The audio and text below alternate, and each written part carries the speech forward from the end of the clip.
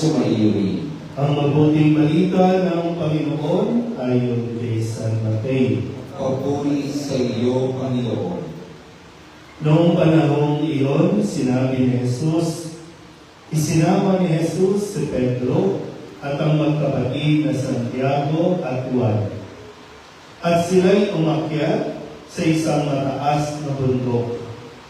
Samantalang sila'y naroon, nakita nilang nagbagong anyo si Jesus. Nagliwanag na parang araw ang kanyang mukha at pumuting parang busila ang kanyang damit. Nakita na lamang at sukat ng tatlong alagad, sina Moises at Elias, na nakikipag-usap kay Jesus. Kaya sinabi ni Pedro kay Jesus, Panginoon, mabuti pa'y tumito na kayo, tumito na tayo. Kung ibig ninyo, gagawa ako ng tatlong kubon, isa sa inyo, isa kay Moises, at isa kay Elias. Nagsasalita pa siya nang ligiman sila ng isang maningning na ulat, at mula nito'y may tinig na nagsabi, ito ang minamahal kong anak, lubos kong tinalulugan. Pakinggan ninyo siya. Ang mga alagad ay natakot ng gayon na lamang na marinig nila ang tinig, at sila'y napasubaso. Ngunit nilapitan sila ni Jesus at hinipo, tumindig kayo, sabi niya. Huwag kayong matakot. At nang tumingin sila, ay wala silang nakita, kundi si Jesus. At habang bumababa sila sa bundok, iniutos ni Jesus sa kanila, huwag ninyong sabihin kanino man ang pangitain hanggat hindi muling nabubuhay ang anak ng tao. Ang mabuting balita ng Panginoon. Pinupuri ka namin, Panginoong Heso Kristo. Isang magandang hapon sa inyo pong lahat. Sa pagpapatuloy po ng paglalakbay ng Kambal na Cruz bilang paghahanda sa kapistahan ng pagkakatuklas ng Kambal na Cruz, tayo rin po ngayon ay nasa ikalawang linggo ng tinatawag nating Quaresma. Sabihin nyo nga po, Quaresma. Quaresma. Anong barangay ito? Barangay? 148. 148. Sino po mga taga 148? Kamusta po kayo? Kailan kayo huli dumalaw sa simbahan? So, saan kayo nagsisimba? St. Joseph. Maganda. Kasi ngayon lang tayo nagtatagpo dito sa inyong pong barangay. Maliban na lang, nung nakalipas na taon, kapag kapistahan ni San Jose, nililipat din natin yung imahe ni San Jose. No? Nagkataon naman dito last year, no? Pero sabi ko kanina, sana sa susunod na kapistahan, makapagbisa din tayo doon kasi ngayon lang nakita na mayroong kapilya ni St. Joseph. Sino pong matagal na dito? Tinatanong ko kanina si Chairman kung dati ba nang misa dyan o kailan yung huling misa na naganap sa kapilya nito. Pero para tayo matulala lahat, no? Naintindihan ba yung pagsasalita? Ha?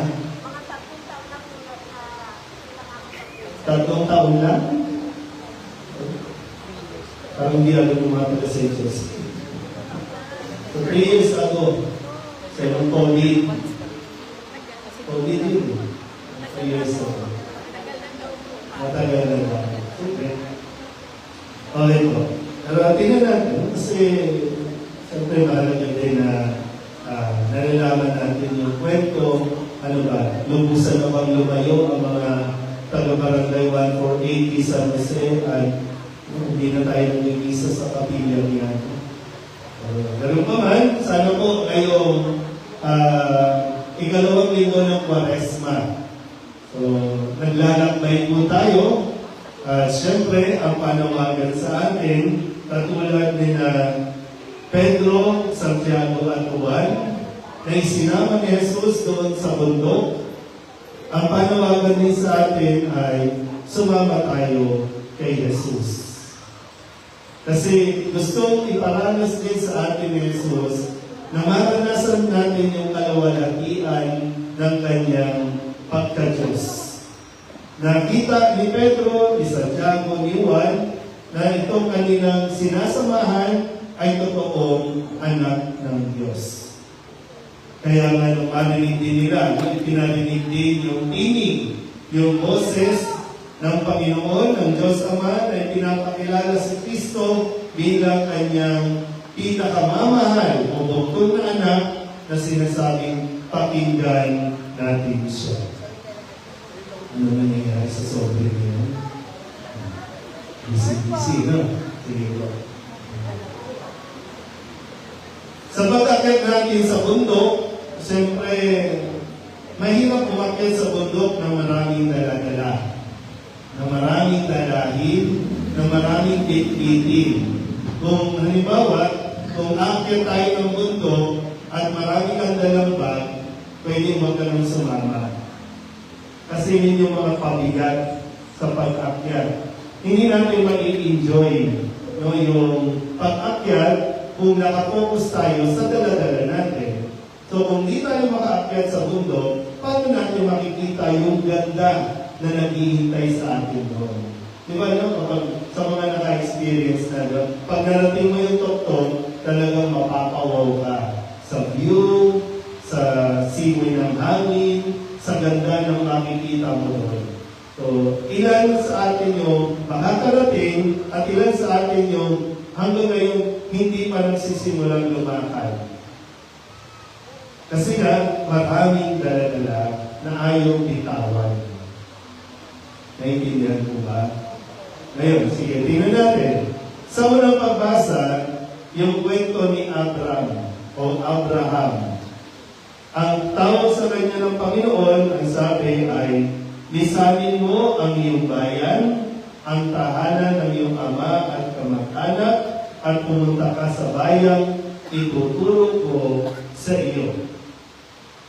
Pag nilisanin niya yung kanyang bayan, doon may hanap buhay naman siya, established naman yung kanyang pamilya, may lupa, may lupain, may mga ari-arian, pero ang sabi ng paglisanin mo yan, iwan mo yan.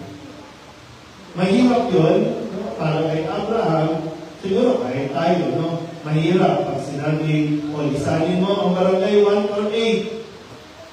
Pag-abroad ka, pumunta ka doon sa Israel, o kaya doon sa Iran, kasi ikaw ang magpapatigil ng gera doon. Kasi ipapahayag mo ang salita ng Diyos doon. Sayang naman itong bahay na ito, na iiwanan ko. Sayang naman yung mga kapitbahay. Kasi masaya dito sa 148. Ang tawag natin dyan, comfort zone. Kampante na tayo dito. Kaya ayaw natin umalis. Pero yun nga po, sa konteksto na bakit tinatawag tayo ng Diyos na sa isang misyon o sa isang gawain na hindi natin nasisimulan kasi nga natatakot tayong umalis. Kasi talagang pag lumipat ka sa isang lugar, nandun yung tinatawag na unknown. Hindi mo alam yung kultura, hindi mo alam yung mga tao, hindi mo alam yung lengguwahe. Kung magsisimula ka ulit. Pero yung kagandahan, natutong magtiwala si Abraham sa Diyos. Dahil ang sinabi din naman ng Diyos, pararamihin ko ang iyong mga anak at apo at gagawin ko isang malaking bansa. Yun ang pangako eh. Kung nagtiwala si Abraham, kaya nilisan niya ang kanyang bayan, nagsimula ulit at tunay na naranasan niya ang ginhawa at yung katuparan ng pangako ng Diyos. Ngayon, sa ating Ebanghelyo, muli yung paanyaya na sumama tayo kay Kristo. Kasi meron siyang gustong ibigay sa atin, meron siyang gustong ipakita sa atin. Na hindi mangyayari kung dala-dala mo ang napakaraming baggages mo sa buhay. Sama ng loob, pinanakit, galit, lahat yan, baggage natin. Yung karanasan mo, ng mga trauma mo, yan yung mga baggages natin na kinakailangan mo ng bitawan, kinakailangan mong iwan para nang sa ganon, mas mamalasan mo yung isang buhay na talagang nararapat sa iyo. Huwag ka lang matakot, no? Dagdagan mo lang yung pananampalataya mo at tumingin ka dito, hindi sa kanila. Dito kayo tumingin. Diba? At makikita mo si Kristo. Nakikita mo ang kalwalatian ng Diyos. Yan naman kung gusto mo lang. Pero kung ayaw mo, wala naman tayong magagawa dyan. Pero ito ay paanyaya ng Diyos sa atin. Amen?